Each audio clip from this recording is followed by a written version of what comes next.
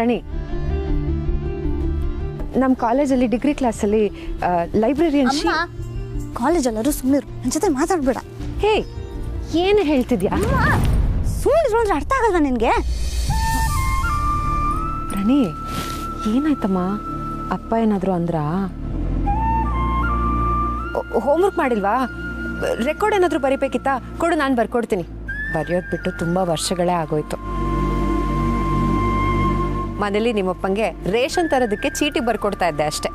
ಅದರಲ್ಲಿ ಶೇಂಗಾ ಬೀಜ, ಸಾಸಿವೆ, ಜೀರಿಗೆ ಇಷ್ಟೇ, ಬೇರೆ ಏನೂ ಬರಿತಾ ಇರಲಿಲ್ಲ. ಇದು ಬಿಟ್ಟು ಬೇರೆ ಪದಗಳಿವೆ ಅನ್ನೋದೇ ಮರ್ತೋಗ್ಬಿಟ್ಟಿತ್ತು ನನಗೆ. ಅದಕ್ಕೆ ಅಮ್ಮ ಸಾಕು, ನಿಲ್ಸು. ನೋಡು, ನೀನು ನನ್ನ ಜೊತೆ ಈ ಥರ ಕಾಲೇಜ್ ಕ್ಯಾಂಪಸಲ್ಲಿ ಹಲ್ಲಿ ಕಿಸ್ಕೊಂಡು ಓಡಾಡ್ಬೇಡ. ಅಲ್ಲ, ನೋಡಿದವ್ರು ಏನು ಅನ್ಕೋತಾರೆ? ನೀನು ನನ್ನ ಜೊತೆ ಬರಲೇಬೇಡ. ನಾನು ಇಲ್ಲಿದ್ರೆ ನೀನು ಅಷ್ಟು ದೂರದಲ್ಲಿ ಇರಬೇಕು. ನನ್ನ ಜೊತೆ ಡಿಸ್ಟೆನ್ಸ್ ಮೇಂಟೈನ್ ಮಾಡು. ಯಾವಾಗಲೂ ಪ್ರಣಿ ಏನು ಗೊತ್ತೇನೆ, ಅವಳು ಹಂಗಂದ್ಲು, ಅವಳು ಹಿಂಗಂದ್ಲು ಅಂತ ನನ್ನ ಹತ್ರ, ನನ್ನ ಫ್ರೆಂಡ್ಸ್ ಹತ್ರ ಬಂದು ಮಾತಾಡ್ಬೇಡ. ನನ್ನ ಬಗ್ಗೆ ಏನು ಅನ್ಕೊಳ್ಳಲ್ಲ, ನನಗೆ ಅಸಹ್ಯ ಅನ್ಸತ್ತೆ. ಪ್ಲೀಸ್ ಬಿಟ್ಬಿಡು ನನ್ನ.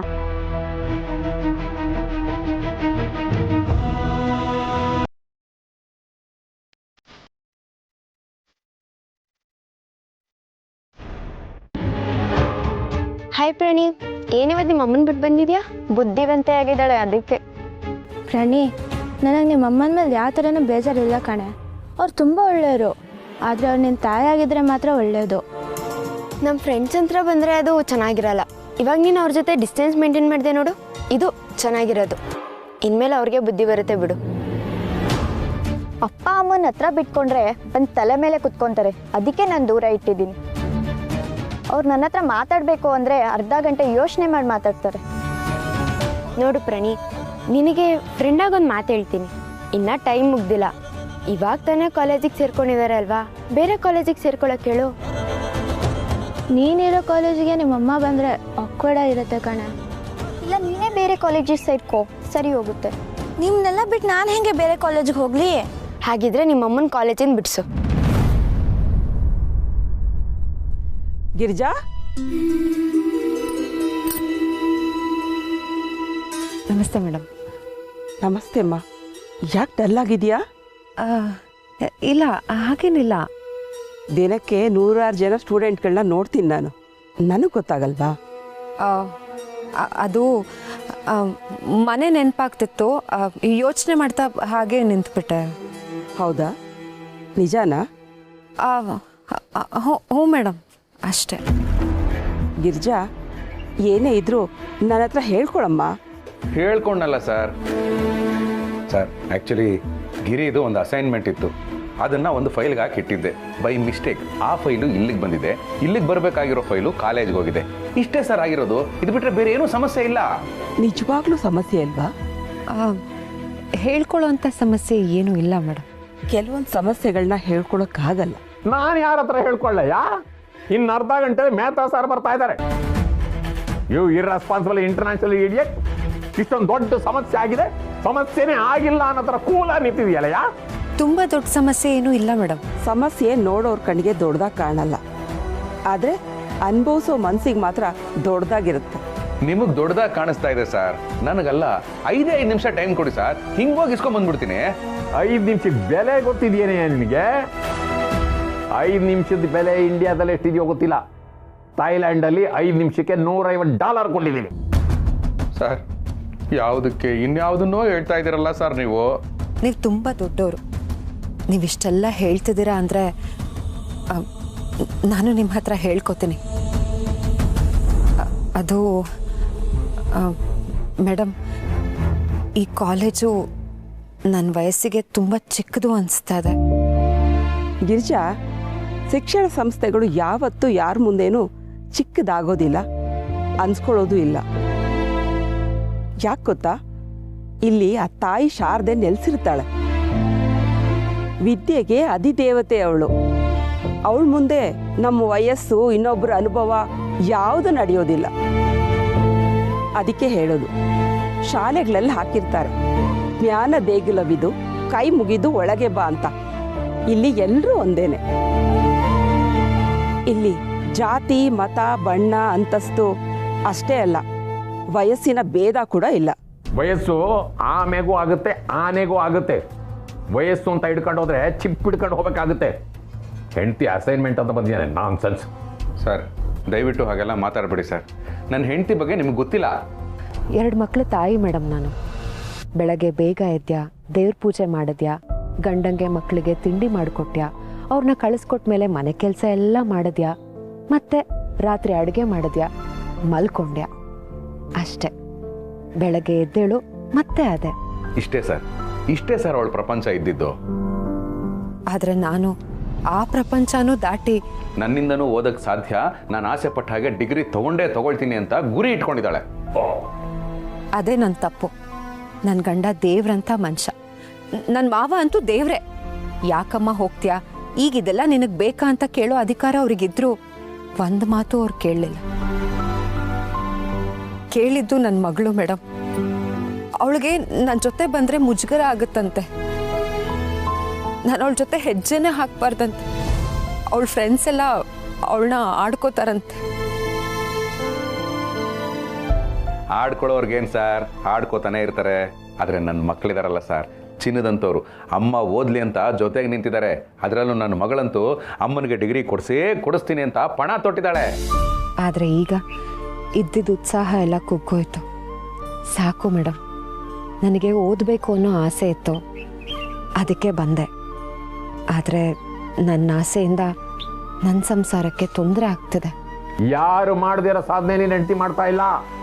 ನೀನು ಬುದ್ಧಿವಂತ ಆದ್ರೆ ನಿನ್ನ ಹೆಂಡತಿ ಓದೋದನ್ನ ನಿಲ್ಸೋ. ಈಗ ನೀನು ಮೆಹ್ತಾ ಕಂಪ್ನಿಗೆ ಹೋಗಿ.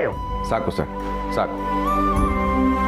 ನನ್ನ ಹೆಂಡತಿ ಏನು ಅಂತ ನನಗೆ ಚೆನ್ನಾಗಿ ಗೊತ್ತು. ನಾನಂತೂ ಚೆನ್ನಾಗಿ ಓದಲಿಲ್ಲ, ಅದಕ್ಕೆ ನಿಮ್ಮಂಥವ್ರ ಹತ್ರ ಜೀತಿಕ್ಕಿದ್ದೀನಿ. ಅಟ್ಲೀಸ್ಟ್ ಅವಳಾದರೂ ಚೆನ್ನಾಗಿ ಓದಲಿ ಸರ್. ಅವಳಿಗೆ ಓದಿನ ಬಗ್ಗೆ ಆಸೆನೂ ಇದೆ, ಆಸಕ್ತಿನೂ ಇದೆ. ಅವಳು ಓದಿಗೋಸ್ಕರ ಬೇಕಾದರೆ ಈ ಕೆಲಸನೇ ಬಿಟ್ಬಿಡ್ತೀನಿ. ಆದರೆ ಅವಳನ್ನು ಮಾತ್ರ ಓದೋದ್ರಿಂದ ಬಿಡಿಸೋದಿಲ್ಲ. ನನ್ನ ಸಂಸಾರಕ್ಕೆ ತೊಂದರೆ ಕೊಡುವಂಥ ಓದು ನನಗೆ ಬೇಡ ಮೇಡಮ್. ನಾನು ಮೊದಲು ಗೃಹಿಣಿ, ಆಮೇಲೆ ಸ್ಟೂಡೆಂಟ್. ಗೃಹಿಣಿ ಅನ್ನೋ ಪದವಿಗೆ ಈ ಸ್ಟೂಡೆಂಟ್ ಅನ್ನೋ ಪದವಿ ಅಡ್ಡ ಬರುತ್ತೆ ಅನ್ನೋದಾದರೆ ನನಗೆ ಓದೇ ಬೇಡ. ನಾನು ನನ್ನ ಮಕ್ಕಳ ಜೊತೆ ಇರಬೇಕು, ಅವ್ರ ಜೊತೆ ನಗ್ತಾ ಮಾತಾಡಬೇಕು. ಓದಕ್ಕೆ ಹತ್ರ ಆಗ್ತಾ ಆಗ್ತಾ ನನ್ನ ಸಂಸಾರದಿಂದ ನಾನು ದೂರ ಆಗ್ತಿದ್ದೀನೇನೋ ಅನ್ನೋ ಭಯ ಕಾಡ್ತಿದೆ ನನಗೆ. ನನ್ನ ಗಂಡಂಗೆ, ನನ್ನ ಮಕ್ಕಳಿಗೆ, ನನ್ನ ಮಾವಂಗೆ ತೊಂದರೆ ಕೊಡ್ತಾ ಇರೋದಕ್ಕೆ ನನಗೆ ಆಗಲ್ಲ. ನನಗೆ ಓದೇ ಬೇಡ ಮೇಡಮ್. ಗಿರಿಗೆ ಮೊದಲು ಈ ಅಸೈನ್ಮೆಂಟ್ ಕೊಡ್ಬೇಕು ಸರ್. ಅದಾದ್ಮೇಲೆ ನಾನು ಬೇರೆ ಏನೇ ಕೆಲಸ ಇದ್ರೂ ನೋಡೋದು. ದಯವಿಟ್ಟು ಕ್ಷಮಿಸಿ. ಶಿವಪ್ರಸಾದ್,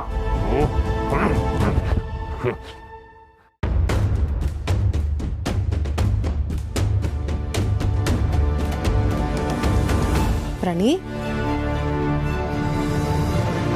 ನಾನು ನಿನ್ಗೊಂದು ಗುಡ್ ನ್ಯೂಸ್ ಹೇಳಬೇಕು. ನಾನು ನಿನ್ಗೊಂದು ಬ್ಯಾಡ್ ನ್ಯೂಸ್ ಹೇಳಬೇಕು.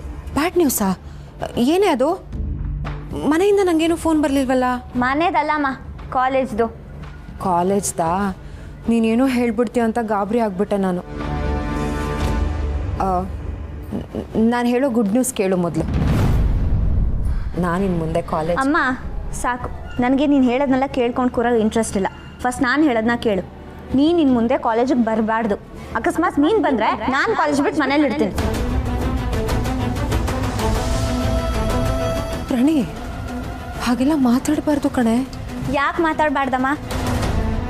ನನಗೆ ಬೇಕಾಗಿರೋದು ನಮ್ಮಮ್ಮ, ಕಾಲೇಜ್ ಮೇಟ್ ಅಲ್ಲ. ನೀನು ನೋಡಿದ್ರೆ ಅಮ್ಮ ಆಗಿರೋ ಬದಲು ಕಾಲೇಜಿಗೆ ಬಂದು ಓದ್ತಿದ್ಯಾ, ಅದು ಬೆಳಗ್ಗೆ ನನ್ನ ಜೊತೆನೇ ಬರ್ತೀಯ. ನನಗೆ ಹಿಂಸೆ ಆಗೈತೆ ಅಂತ ಎಷ್ಟು ಸಲ ಹೇಳಿದ್ರು ನೀನು ಅರ್ಥನೇ ಮಾಡ್ಕೊಳ್ಳಲ್ವಲ್ಲ. ಕಾಲೇಜ್ ಬಗ್ಗೆ ಗುಡ್ ನ್ಯೂಸ್ ಅನ್ಕೊಂಡು ಬಂದಿದ್ಯಾ, ನಿನಗೇನು ಅನ್ಸಲ್ವಾ? ನಾನು ಸುಮ್ಮನೆ ಇರ್ತೀನಿ, ಅಪ್ಪ ಅಮ್ಮಂಗೆ ಎದುರುತ್ರ ಕೊಡಲ್ಲ ಅಂತ ನನ್ನ ಜೊತೆ ಹೇಗೆ ಬೇಕಾಗಿರ್ತೀರ ಅಲ್ಲ? ನನಗೂ ಫೀಲಿಂಗ್ಸ್ ಇದೆ. ಹೀಗೆಲ್ಲ ಮಾತಾಡಿದ್ರೆ ನಿಂಗೆ ಹರ್ಟ್ ಆಗ್ಬೋದು ಅಂತ ನಾನು ಯೋಚನೆ ಮಾಡ್ತೀನಿ. ಆದರೆ ನೀನು ನಾನು ಕಾಲೇಜಿಗೆ ಬಂದರೆ ನನ್ನ ಮಗಳಿಗೆ ಏನೇನು ತೊಂದರೆ ಆಗ್ಬೋದು, ಅವಳಿಗೆ ಎಷ್ಟು ಮುಜುಗರ ಆಗತ್ತೆ ಅಂತ ಒಂದು ಸೆಕೆಂಡ್ ಅದು ಯೋಚನೆ ಮಾಡಿದ್ಯಾ? ಇಲ್ಲ, ನಿನಗೆ ನಂತರ ಓದಬೇಕು, ಹೊರಗಡೆ ಸುತ್ತಾಡಬೇಕು, ಈ ವಯಸ್ಸಲ್ಲೇನೋ ದೊಡ್ಡದಾಗಿ ಸಾಧನೆ ಮಾಡಬೇಕು ಅಂತ ಬಿಲ್ಡಪ್ ಕೊಡಬೇಕು. ಅಷ್ಟೇ ತಾನೇ ನನಗೆ ಬೇಕಾಗಿರೋದು.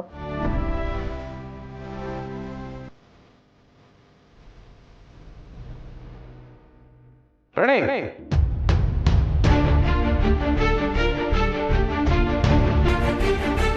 ಯಾರ ಹತ್ರ ಏನು ಮಾತಾಡ್ತಾ ಇದೆಯಾ ಅನ್ನೋ ಪರಿಜ್ಞಾನ ಇದೆಯಾ ನಿನಗೆ? ಅವಳು ನಿನಗೆ ತಾಯಿ ಆಗೋಕ್ಕೂ ಮುಂಚೆ, ನನಗೆ ಹೆಂಡತಿ ಆಗೋಕ್ಕೂ ಮುಂಚೆ, ನಮ್ಮ ಮನೆ ಸೊಸೆ ಆಗೋಕ್ಕೂ ಮುಂಚೆ ಒಂದು ಹೆಣ್ಣು. ಯಾಕೆ ಅವಳಿಗೆ ಓದಕ್ಕೆ ಆಸೆ ಇರಲಿಲ್ವಾ? ನಿನಗಿಂತ ಜಾಸ್ತಿನೇ ಆಸೆ ಇತ್ತು. ಆದರೆ ಅವಳನ್ನ ತಡೆದಿದ್ದು ಮದುವೆ ಅನ್ನೋ ಬಂಧ. ಮದುವೆ ಆದ್ಮೇಲೆ ಓದ್ಬೋದಾಗಿತ್ತು. ನಾನು ಕೂಡ ಕೇಳಿದ್ದೆ. ಆಗ ಅವಳೇನು ಹೇಳಿದ್ದು ಗೊತ್ತಾ? ಭಗವಂತ ನಮಗೆ ಮುತ್ತಿನಂಥ ಮಗಳನ್ನ ಕೊಟ್ಟಿದ್ದಾನೆ, ಅವಳನ್ನ ಚೆನ್ನಾಗಿ ಓದ್ಸನ, ಅವಳ ಕನಸಲ್ಲಿ ನನ್ನ ಕನಸನ್ನ ನನಸು ಮಾಡ್ಕೋತೀನಿ ಅಂತ ಹೇಳಿದ್ಲು. ಆಗ ಅವಳು ಓದನ್ನ ತಡೆದಿದ್ದು ನೀನು. ಅವಳು ಓದಬೇಕು ಅಂತ ಮನ್ಸು ಮಾಡಿದಿದ್ರೆ ನಿನ್ನ ಕೇರು ಮಾಡದೆ ಗೌರಿ ಕೈಗೋ ಅಪ್ಪನ ಕೈಗೋ ಕೊಟ್ಟು ಅವಳ ಪಾಡುಗಳು ಕಾಲೇಜ್ಗೆ ಹೋಗಿರೋಳು. ಆದರೆ ಅವಳು ಹಾಗೆ ಮಾಡಲಿಲ್ವೇ? ತನ್ನ ಮನೆ ತನ್ನ ಮಕ್ಕಳು ಅಂತ ಯೋಚನೆ ಮಾಡದಿರೋ ದಿನಾನೇ ಇಲ್ಲ. ನಿಮಗೆ ಒಳ್ಳೇದಾಗ್ಲಿ ಅಂತ ಹೋಗದಿರೋ ದೇವಸ್ಥಾನ ಇಲ್ಲ. ಪ್ರಣಿ, ಏನೇ ನಿಮ್ಮಪ್ಪ ಕ್ಯಾಂಪಸಲ್ಲಿ ಈ ರೀತಿ ಕಿರ್ಚಾಡ್ತಿದ್ದಾರೆ? ಇರಿ ಇರಿ ಇರಿ ಇರಿ, ನಾನು ಮಾತಾಡ್ತಾ ಇದ್ದೀನಿ, ಕಿರ್ಚಾಡ್ತಾ ಇಲ್ಲ.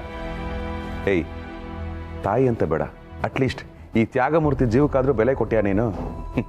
ನಿಮಗೆಲ್ಲ 4 ಜನ ಏನಂತಾರೆ, ಏನು ಅನ್ಕೋತಾರೆ ಅಂತ ಭಯ.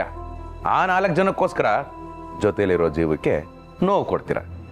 ಇದೇ ಕೊನೆ. ಇನ್ನೊಂದು ಸರಿ ನನ್ನ ಹೆಂಡತಿ ಬಗ್ಗೆ ಏನಾದರೂ ಮಾತಾಡಿದ್ರೆ ಮಗಳು ಅಂತನೂ ನೋಡಲ್ಲ, ಪರಿಣಾಮ ನೆಟ್ಟಿಗಿರಲ್ಲ.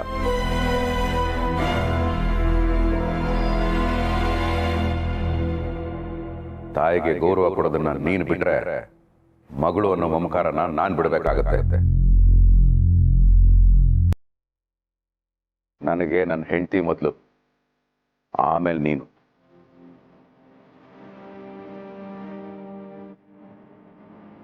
ಪ್ರಣಿ, ಯಾವ ಸಿನಿಮಾ ನೋಡ್ಕೊ ಬಂದಿದ್ದಾರೆ ನಿಮ್ಮಪ್ಪ? ಈ ಥರ ಎಮೋಷನ್ ಡೈಲಾಗ್ ಹೊಡಿತಿದ್ದಾರೆ. ಪ್ರಣಿ, ಇವ್ರ ಮಾತ್ಗೆಲ್ಲ ನೀನು ಸೋತ್ರೆ ಮತ್ತೆ ನಿಮ್ಮಮ್ಮ ಇದೇ ಕಾಲೇಜಿಗೆ ಬರ್ತಾರೆ. ಆಗ ನೀನೇನು ಮಾಡ್ತೀಯಾ? ಅಷ್ಟೇ ಕತೆ. ಸಾಕು, ತಿದ್ದು ಹಾಗಿದ್ರೆ ನಾನು ಮಾಡೋ ತಪ್ಪನ್ನ ತಿದ್ದಿ, ಇಲ್ಲ ತಪ್ಪಾಗಿ ಬರ್ದಿರೋ ಅಕ್ಷರನ ತಿದ್ದಿ. ನನ್ನ ಬುದ್ಧಿನೆಲ್ಲ ತಿದ್ದಾಗ ಬರಬೇಡಿ.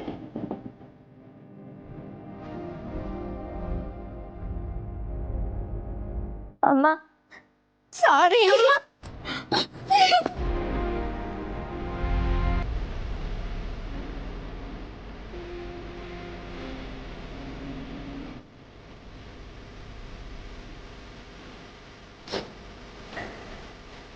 ಸಾರಿ ಅಮ್ಮ, ನೀನ್ ನಮ್ಗೆಲ್ಲ ಎಷ್ಟು ತ್ಯಾಗ ಮಾಡಿದ್ಯಾ ಅನ್ನೋದನ್ನೆಲ್ಲ ಯೋಚನೆ ಮಾಡ್ದೆ ಇವ್ರನ್ನ ಹೇಳಿದೆಲ್ಲ ಕೇಳ್ಕೊಂಡು ನನಗೆ ಅನ್ಬಾರ್ದು ಮಾತೆಲ್ಲ ಅನ್ಬಿಟ್ಟೆ ಅಮ್ಮ.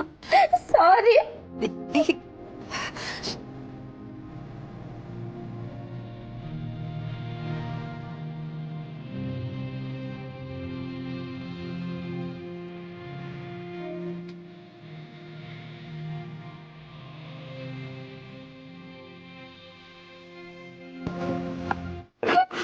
ನೀನು ಅಳ್ಬೇಡ, ಸುಮ್ಮನೆ ಇರು.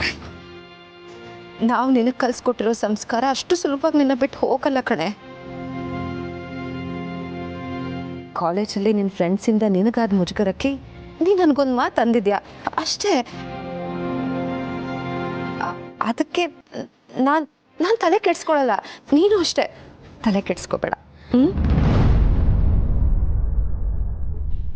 ನಾನಿನ್ಮೇಲೆ ಕಾಲೇಜಿಗೆ ಬರಲ್ಲ. ಹೇ ಗಿರಿ, ಏನು ಹೇಳ್ತಾ ಇದ್ದೆ ನೀನು? ಇದಕ್ಕೆಲ್ಲ ಯಾರು ತಲೆ ಕೆಡಿಸ್ಕೊಳ್ತಾರಾ? ಇಲ್ಲ ರೀ, ನಾನು ಇನ್ನು ಮುಂದೆ ಕಾಲೇಜಿಗೆ ಬರಲ್ಲ. ಅಲ್ಲ ಗಿರಿ, ನೀನು ಡಿಗ್ರಿ. ಸರ್, ನೀವೇನು ಗಾಬರಿ ಆಗಬೇಡಿ. ಗಿರ್ಜಾ ಅವ್ರು ಕಾಲೇಜಿಗೆ ಬರ್ದೇನು ಡಿಗ್ರಿ ತಗೋಬೋದು.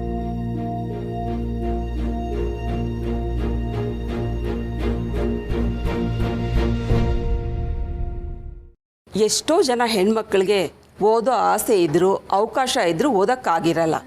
ಅಂಥವರಿಗೋಸ್ಕರ ಡಿಸ್ಟೆನ್ಸ್ ಎಜುಕೇಷನ್ ಅಂತ ಕರೀತಾರಲ್ಲ, ಅಂದರೆ ದೂರ ಶಿಕ್ಷಣ ಅಥವಾ ಅಂಚೆ ತರಪಿನ ಶಿಕ್ಷಣ, ಇದನ್ನೆಲ್ಲ ಇಲಾಖೆನೇ ವರದಾನವಾಗಿ ಕೊಟ್ಟಿದೆ. ಮೊದಲೆಲ್ಲ Kuvempu university, Bangalore university, Dharwad university, Mysore open ಯೂನಿವರ್ಸಿಟಿಯಲ್ಲೆಲ್ಲ ಕರೆಸ್ಪಾಂಡಿಂಗ್ ಎಜುಕೇಷನ್ ಎಲ್ಲ ಕೊಡ್ತಿದ್ರು. ಆದರೆ ಈಗ ರೂಲ್ ಚೇಂಜ್ ಆಗಿದೆ. ಇಡೀ ರಾಜ್ಯಕ್ಕೆ ಒಂದೇ ಒಂದು ಯೂನಿವರ್ಸಿಟಿ ಇದೆ. ಅಲ್ಲಿ ನೀವು ಕರೆಸ್ಪಾಂಡಿಂಗಲ್ಲಿ ವಿದ್ಯಾಭ್ಯಾಸ ಮಾಡಿ ಡಿಗ್ರಿನೂ ತಗೊಳ್ಬೋದು. ಇದು ಅಧಿಕೃತವಾಗೂ ಇದೆ. ನೀವು ಮನೆಯಲ್ಲೇ ಇದ್ದು ಕೆಲಸ ಮಾಡಿಕೊಂಡು ವಿದ್ಯಾಭ್ಯಾಸ ಮಾಡ್ಬೋದು. ನಿಮಗೆ ಏನು ಸಿಲೆಬಸ್ ಇದೆ, ಯಾವಾಗ ಎಕ್ಸಾಮ್ ಇದೆ ಅಂತ ಅದ್ರ ಬಗ್ಗೆ ಎಲ್ಲ ಮಾಹಿತಿ ಕೊಡ್ತಾರೆ. ಅದ್ರ ಪ್ರಕಾರ ನೀವು ಓದ್ಕೊಂಡು ಎಕ್ಸಾಮ್ ಬರೆದು ಡಿಗ್ರಿನೂ ತೊಗೊಳ್ಬೋದು. ಮೇಡಮ್, ನನ್ನ ದೇವತೆ ಕನಸನ್ನು ನನಸು ಮಾಡೋದಕ್ಕೆ ಭೂಮಿಗೆ ಬಂದು ವಿದ್ಯಾ ದೇವತೆ ನೀವು. ಆ್ಯಕ್ಚುಲಿ ಇಂಥ ವಿಷಯಗಳ ಬಗ್ಗೆ ಚರ್ಚೆ ಆಗಬೇಕು. ಅದು ಬಿಟ್ಟು ರಾಜಕೀಯ, ರಿಯಲ್ ಎಸ್ಟೇಟು, ಆ ಹೀರೋಯಿನ್ ಹಾಗೆ ಮಾಡಿದ್ಲು, ಈ ಹೀರೋ ಹೀಗೆ ಮಾಡ್ದ, ಬರೀ ಇಂಥದೇ ಚರ್ಚೆಗಳು. 4 ಜನಕ್ಕೆ ಉಪಯೋಗ ಆಗುವಂಥ ಚರ್ಚೆಗಳಾದರೆ ವಿದ್ಯೆ ಅನ್ನೋದು ನಿಜವಾಗೂ ಎಲ್ಲರನ್ನೂ ಕಾಯುತ್ತೆ, ಎಲ್ಲರ ಕನಸನ್ನು ನನಸು ಮಾಡುತ್ತೆ.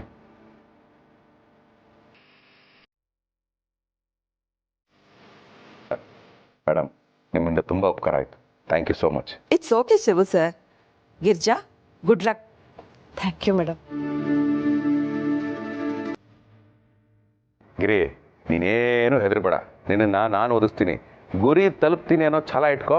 ತಲುಪಿಸೋ ಜವಾಬ್ದಾರಿ ನಂದು. Sorry aunty. ನನ್ನ ಕ್ಷಮಿಸಿ ಆಂಟಿ. ಪ್ರಣೀನ್ ಇವರೆಲ್ಲ ರೇಗ್ಸೋದು ನನಗೆ ಇಷ್ಟ ಆಗಲಿಲ್ಲ. ಅದಕ್ಕೆ ನಾನು ಕೂಡ ಪರವಾಗಿಲ್ಲ, ನೀವು ನಮ್ಮ ಮಕ್ಕಳಿದ್ದ ಹಾಗೆ ಅಲ್ವಾ. ನೀವೆಲ್ಲ ಹೀಗೆ ಮಾಡಿದ್ದಕ್ಕೆ ತಾನೇ ಓಪನ್ ಯೂನಿವರ್ಸಿಟಿನಲ್ಲಿ ನಾನು ಓದಬಹುದು ಅಂತ ನನಗೆ ಗೊತ್ತಾಗಿದ್ದು. ಭಗವಂತ ಹೇಗೋ ದಾರಿ ತೋರಿಸ್ತಾನೆ ಅನ್ನೋದಕ್ಕೆ ಇದೇ ಸಾಕ್ಷಿ. ಭಗವಂತ ಅಂತ ನಿನಗೆ ಕೋಟಿ ಕೋಟಿ ನಮನಗಳು.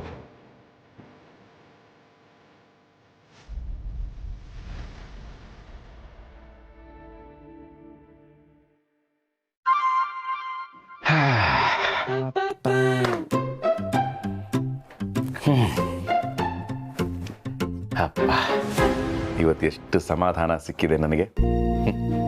ನನ್ನ ಮಕ್ಕಳಿಗೆ ತಾಯಿ ಓದಿನ ಬಗ್ಗೆ ಗೌರವನೂ ಬಂತು. ಗಿರಿಗೆ ಓದಬೇಕು ಅನ್ನೋ ಆಸೆ ಇನ್ನೂ ಹೆಚ್ಚಾಯಿತು. ನಾನು ಓದನ್ನು ಮುಂದುವರಿಸ್ತೀನಿ ಅಂತ ಹೇಳಿದ್ಲಲ್ಲ, ಅಯ್ಯೋ ಇದಕ್ಕಿಂತ ಖುಷಿ ಇನ್ನೇನು ಬೇಕು. ಒಬ್ಬರಿಗೆ ಊಟ ಕೊಡಿಸಿದ್ರು ಇಷ್ಟೊಂದು ಖುಷಿ ಆಗ್ತಾ ಇರಲಿಲ್ಲ. ಆ್ಯಕ್ಚುಲಿ ನನ್ನ ಮಕ್ಕಳನ್ನ ಸ್ಕೂಲಿಗೆ ಸೇರಿಸಿದಾಗ ನನಗೇನಂತ ಎಕ್ಸೈಟ್ ಆಗಲಿಲ್ಲ, ಯಾಕೆಂದರೆ ಅದು ನನ್ನ ಕರ್ತವ್ಯ. ಆದರೆ ಗಿರಿ ಓದಿನ ವಿಚಾರ ಹಾಗಲ್ಲ. ನನಗೆ ಎಷ್ಟು ಸಂತೋಷ ಆಗ್ತಾ ಇದೆ ಅಂದರೆ ಎಲ್ಲ ನಿನ್ನ ದಯೆ ಭಗವಂತ. ದಯೆಯೇ ಧರ್ಮದ ಮೂಲ ಶಿವಪ್ರಸಾದ್. ಭಗವಂತ, ಭಗವಂತ, ಆ ದಯೆನ ನೀನು ನನ್ನ ಮೇಲೆ ತೋರಿಸ್ತಾ ಇದೆಯಲ್ಲ, ಇನ್ನೇನು ಬೇಕು? ದಯೆ ಅನ್ನೋದು ಒಬ್ರ ಮೇಲೆ ಇನ್ನೊಬ್ರು ತೋರಿಸ್ಬೇಕಾದಂಥ ಸಂಪತ್ತು ಶಿವಪ್ರಸಾದ್. ಈಗ ನಾನು ನಿನ್ನ ಮೇಲೆ, ನೀನು ನಿನ್ನ ಮಡದಿಯ ಮೇಲೆ, ನಿನ್ನ ಮಡದಿ ನಿನ್ನ ಮಕ್ಕಳ ಮೇಲೆ, ನಿನ್ನ ಮಕ್ಕಳು ಅವ್ರ ಸ್ನೇಹಿತರ ಮೇಲೆ, ಹೀಗೆ ದಯನ ಪಸರಿಸ್ತಾ ಹೋದ್ರೆ ಕೆಲಸಗಳು ಸರಾಗವಾಗಿ ನಡೆಯುತ್ತೆ. ಒಟ್ಟಿನಲ್ಲಿ ನಿನ್ನ ದಯೆ ಯಾವಾಗಲೂ ನಮ್ಮ ಕುಟುಂಬದ ಮೇಲೆ ಇರಲಿ ಭಗವಂತ. ಅಹಂಕಾರವಿಲ್ಲದ ಪ್ರಾಮಾಣಿಕ ಮನಸ್ಸಿನ ನಿಷ್ಠೆಯ ಹೃದಯಗಳ ಜೊತೆಗೆ ನಾನು ಸದಾ ಇರುತ್ತೇನೆ. ಅದರಲ್ಲೂ ನಿನ್ನಂತಹ ಶಿವಪ್ರಸಾದನಿರುವ ಪ್ರತಿ ಮನೆಯಲ್ಲೂ ನಾನು ಸದಾ ನೆಲೆಸಿರುತ್ತೇನೆ. ಭಗವಂತ, ನನಗೊಂದು ಡೌಟು. ಕೇಳು ಶಿವಪ್ರಸಾದ್. ಗಿರಿನ ನಾನು ಓದೋದಕ್ಕೆ ಕಳಿಸಿದ ಮೇಲೆ ನಿನಗೆ ನನ್ನ ಮೇಲೆ ಲವ್ ಜಾಸ್ತಿ ಆಗಿದೆ ಅನ್ಸುತ್ತೆ. ಅರ್ಧ ಸತ್ಯ ಇರಬಹುದು. ನೀನು ನಿನ್ನ ಮಡದಿ ಗಿರಿಜಾಳನ್ನ ವಿದ್ಯಾಭ್ಯಾಸಕ್ಕೆ ಕಳುಹಿಸಿದೆ ಅನ್ನೋ ಕಾರಣಕ್ಕೆ ನಿನ್ನ ಮೇಲೆ ಅಭಿಮಾನ ಪ್ರೀತಿ ಹೆಚ್ಚಾಗಿದ್ದಲ್ಲ. ಸಾಮಾನ್ಯವಾಗಿ ಮಡದಿ ಗಂಡನ ಆಸೆ ಈಡೇರಿಸೋದಕ್ಕೆ ಬಂದಿರೋಳು ಅನ್ನೋ ವಾಡಿಕೆ ಇದೆ. ನಿಜ ಭಗವಂತ. ನಮ್ಮ ಅಜ್ಜಿ ಗಿರಿ ಹತ್ರ ಹೋಗಿ, ನೋಡಮ್ಮ, ಗಂಡನ ಚೆನ್ನಾಗಿ ನೋಡ್ಕೋಬೇಕು, ಅವ್ನು ಹೇಳ್ದ ಹಾಗೆ ಕೇಳಬೇಕು ಅಂತೆಲ್ಲ ಹೇಳಿದ್ಲಂತೆ. ಪಾಪ, ಇವಳು ಕೂಡ ಹಾಗೆ ನಡ್ಕೋತಾ ಇದ್ದಾಳೆ. ಒಟ್ನಲ್ಲಿ ನಮ್ಮ ಗಿರಿ ಚೆನ್ನಾಗಿರ್ಬೇಕು ಭಗವಂತ. ಅವಳು ಚೆನ್ನಾಗಿ ಓದಬೇಕು. ನಿನ್ನ ಕಾರ್ಯಕ್ಕೆ ಮೆಚ್ಚಿದ್ದೇನೆ. ಏನು ಬೇಕು ಕೇಳು. ನಾನು ಏನು ಕೇಳಲಿ ಭಗವಂತ? ನಿನ್ನ ಈ ಸೃಷ್ಟಿಯಲ್ಲಿ ನಾನೊಂದು ಸಣ್ಣ ಜೀವಿ. ಎಷ್ಟೋ ಲಕ್ಷ ಕೋಟಿ ಜೀವರಾಶಿಯಲ್ಲಿ ನಾನು ಲೆಕ್ಕಕ್ಕೂ ಇಲ್ಲ ಅನ್ಸುತ್ತೆ. ಅಂಥದ್ರಲ್ಲಿ ನನ್ನಂಥವನ್ನ ಹುಡುಕಿ ನನ್ನ ಜೊತೆ ಸ್ನೇಹ ಬೆಳೆಸಿ ಪ್ರೀತಿಯಿಂದ ಮಾತಾಡಿಸ್ತಾ ಇದೆಯಲ್ಲ, ಇದಕ್ಕಿಂತ ಇನ್ನೇನು ಬೇಕು ಭಗವಂತ? ಆದರೂ ನೀನು ಕೇಳು ಅಂದಲ್ಲ, ಅದಕ್ಕೆ ಕೇಳ್ತಾ ಇದ್ದೀನಿ. ಭಗವಂತ, ನನಗೆ ದುರಹಂಕಾರ ಕೊಡಬೇಡ, ಕೆಟ್ಟ ಬುದ್ಧಿ ಕೊಡಬೇಡ. ನನಗಿಲ್ಲ ಅಂದ್ರೂ ಪರವಾಗಿಲ್ಲ, ಇನ್ನೊಬ್ಬರಿಗೆ ಕೊಡುವಂಥ ಸಾಮರ್ಥ್ಯ ಕೊಡು. ನನ್ನ ಸಂಸಾರನ ಚೆನ್ನಾಗಿ ನೋಡ್ಕೋಬೇಕು. ಆ ಥರ ಶಕ್ತಿ ಕೊಡು. ನನ್ನ ಸಂಸಾರನ ನಿನ್ನ ಹೆಗಲ ಮೇಲೆ ಇಟ್ಕೊಂಡು ನೋಡ್ಕೊ. ಇಷ್ಟೇ ಭಗವಂತ. ಶಿವಪ್ರಸಾದ್, ಹೆಂಡತಿಯ ಇಷ್ಟಾರ್ಥಗಳನ್ನು ಈಡೇರಿಸೋದು ಕೊಂಚ ಸೋಜಿಗೂ ಹೌದು, ಸ್ವಲ್ಪ ಕಷ್ಟವೂ ಹೌದು. ಆದರೂ ನೀನು ಆ ವಾಡಿಕೆಯನ್ನ ದಾಟಿ ಎಲ್ಲೆಯನ್ನ ಮೀರಿ ನಿನ್ನ ಹೆಂಡತಿಗೆ ವಿದ್ಯಾಭ್ಯಾಸನ ಕೊಡಿಸ್ತಾ ಇದೆಯಾ, ಇದು ನನಗೆ ತುಂಬಾ ಮೆಚ್ಚುಗೆ ಆಗಿದೆ. ತವರು ಮನೆಯಿಂದ ಬಂದ ಹೆಣ್ಣಿಗೆ ಗಂಡ ಅವರಾಗುತ್ತಾನೆ, ಆದರೆ ತವರಾಗುವುದಿಲ್ಲ. ನಿನ್ನ ವಿಚಾರದಲ್ಲಿ ಇದು ಸುಳ್ಳಾಗಿದೆ ಶಿವಪ್ರಸಾದ್. ಹೆಂಡತಿಯ ಓದಿನ ವಿಚಾರದಲ್ಲಿ ನೀನು ಪಟ್ಟ ಶ್ರಮ ನಿನ್ನ ಉತ್ತಮ ಭವಿಷ್ಯಕ್ಕೆ ನಾಂದಿಯಾಗಲಿದೆ. ಇದು ನಿನ್ನ ಕುಟುಂಬದ ಸರ್ವತೋಮುಖ ಬೆಳವಣಿಗೆಗೆ ಸಾಕ್ಷಿಯಾಗಲಿದೆ. ಹೆಣ್ಣೊಂದು ಕಲಿತರೆ ಶಾಲೆಯೊಂದು ತೆರೆದಂತೆ. ಈ ಎಲ್ಲಾ ವಿಚಾರಗಳ ಶೀರ್ಷಿಕೆಗಳು, ಹೊಗಳಿಕೆಗಳು ಎಲ್ಲ ನಿನಗೆ ಶಿವಪ್ರಸಾದ್. ಹಾಗೆ ಹೆಣ್ಣು ಮಕ್ಕಳ ಶಿಕ್ಷಣಕ್ಕಾಗಿ ಶ್ರಮವಹಿಸುವ ಪ್ರತಿಯೊಬ್ಬರಿಗೂ ಸಲ್ಲಬೇಕು. ಏಕೆಂದರೆ ಶಿರವೆಂಬ ಬತ್ತಳಿಕೆಯಲ್ಲಿ ವಿದ್ಯೆ ಇದ್ದರೆ ಅದು ಅಸ್ತ್ರವಾಗುತ್ತದೆ.